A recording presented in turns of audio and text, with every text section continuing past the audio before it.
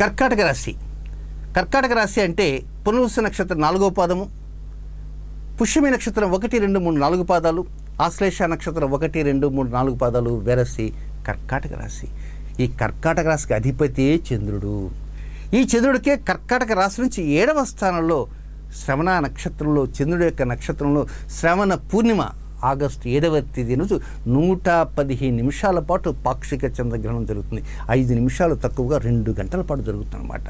కనుక దీని ప్రభావం ఎలా ఉంటుంది? వివాహం ఉన్న వారి మీద, అలాగే ప్రేమలో ఉన్నటువంటి వారి మీద, అలాగే దంపతుల మీద మాత్రమే అధికంగా ఉంటుంది. అయితే దంపతులుగా ఉన్నవారు ఏంచి కసుబుస్సులు ఆడకూడదు. శ్రీమతి ఏదో ఒక మాట అన్నదని శ్రీవారు కోపగించుకోవడం కానీ, శ్రీవారు ఏదో అన్నారని చెప్పి శ్రీమతి పెట్టాబేడ సర్దుకోవటం కానీ ఉండకూడదు. కేవలం వడ్ల గింజలో బియ్యపు గింజ అనేటువంటి రీతిలో ఉండాలి తప్ప ప్రతిదానికి మా అమ్మగారింటికి వెళ్ళిపోతాను, మీరు మీ ఇంటికి వెళ్ళిపోండి, ఈరోజు హోటల్ నుంచి తెచ్చుకోండి, నేను వండేటువంటి అవకాశం లేదు అనేటువంటి విషయాలు చాలా జరుగుతుంటాయి, మనం చూస్తుంటాం. కానీ ఈ గ్రహణం అనేది భార్యాభర్తల మధ్య చాలా జాగ్రత్తగా ఉండాల్సిన అవసరం ఉంది. ఏదో శ్రీవారు ఏదో ఒక చిన్న మాట అన్నారనుకోండి, వెంటనే శ్రీమతికి అలగకూడదు. సరే, శ్రీమతి గారే చీర కొనిపెట్టవారు అన్నారనుకోండి, శ్రావణ మాసం వరలక్ష్మణతో వస్తుంది, ఖరీదైన చీర కొనండి అన్నారనుకోండి, అడగడికి అడిగింది కదా నా శ్రీమతి అని చెప్పి కొనండి, నా దగ్గర డబ్బులు లేవు అని అన్నారనుకోండి, అనవసరమైన వాటి వ్యసనాలకైనా డబ్బులు ఎక్కడ వస్తాయి అని పెట్టాబడ సర్దుకుందంటే పరిస్థితి వేరుగా ఉంటుంది.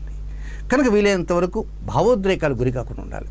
అలాగే వివాహానికి ముందే కొంతమంది ఈ మధ్య కాలంలో ఉన్నటువంటి యువత ఏం చేస్తుంటే, నిశ్చితార్థం అయిపోయిన తర్వాత వాట్సాప్లో మెసేజ్లు ప్రారంభించేస్తారు. అంటే వివాహం చేసుకుపోయే అమ్మాయికి, వివాహం చేసుకో అబ్బాయికి అవి వీలైనంత వరకు చాలా జాగ్రత్తగా వాట్సాప్లో మెసేజ్లు పంపించుకోండి తప్ప శృతి మించిందంటే గ్రహణ ప్రభావం మొదటికే మోసం వచ్చి నిశ్చితార్థాలు ఆగిపోయేటువంటి అవకాశాలు కూడా ఉండే స్థితి ఉంది. కనుక అత్యంత జాగ్రత్తగా ఆలోచన చేస్తూ కర్కాటక రాశి జాతకులు ఉండాలి.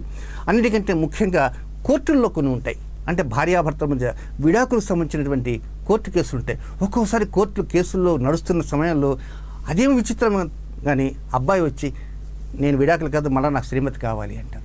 ఒక్కోసారి శ్రీమతి వచ్చేసి నాకు మా వారు కావాలండి. మ్యూచువల్గా అండర్స్టాండింగ్ వచ్చేటువంటి అవకాశాలు కూడా ఈ గ్రహణం వల్ల ప్లస్ పాయింట్ రాబోతుంది. అంటే ఈ గ్రహణం వలన కర్కాటక రాశి జన్మించిన వారికి అటు ప్లస్ ఉంది, ఇటు మైనస్ ఉంది. కనుక ప్రతి విషయాన్ని చాలా జాగ్రత్తగా ఆచితూచి అడుగులు వేస్తూ ఉండాలి. దీని ప్రభావం ఏంటంటే దాదాపు 3 మాసాలు ఉంటుంది.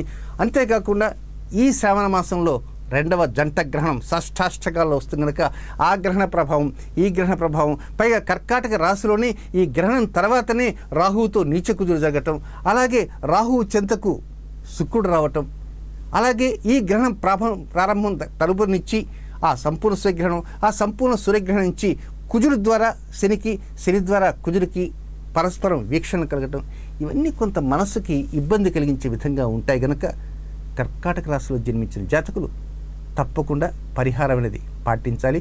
ఆ పరిహారం ఎలా ఉంటుందో చివరిలో ఉంటుంది కనుక ఆ వీడియో చూసి ఆ పరిహారాన్ని పాటించడానికి ప్రయత్నం అంటూ చేయండి.